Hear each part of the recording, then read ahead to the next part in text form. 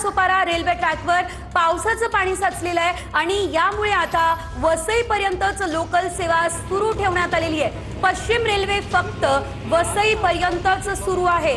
वसईच्या पुढे जाण्यासाठी रस्ताच उरलेला नाहीये, रेल्वे रुळच उरलेला नाहीये, कारण या ठिकाणी पूर्णतः पावसाचं पाणी रुळावरती साचलेलं आहे। ही दृश्य आपण पाहू शकतोय, अक्षरशः या ठिकाणी रुळ दिसत सुद्धा नाहीये आणि या रुळावरती पूर्णतः पावसाचं पाणी साचलेलं आहे।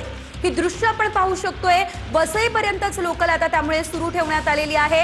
नालासोपारा रेल्वे ट्रॅकवर पावसाचं पाणी मोठ्या प्रमाणात साचलेलं आहे आणि याच पाण्यातून रेल्वेला आपला मार्ग काढावा लागतोय। मात्र त्यामुळे अनेक गाड्या उशिराने चालत आहेत, अनेक गाड्या रद्दही करण्यात आलेल्या आहेत। तर नालासोपारा स्टेशनची परिस्थिती जर आपण बघितली तर संपूर्ण रेल्वे रुळावर तर पाणी आहेच, मात्र जर पावसाचा जोर वाढला तर अगदी काही वेळामध्ये हे पाणी वरती प्लॅटफॉर्मवर देखील येण्याची शक्यता आहे।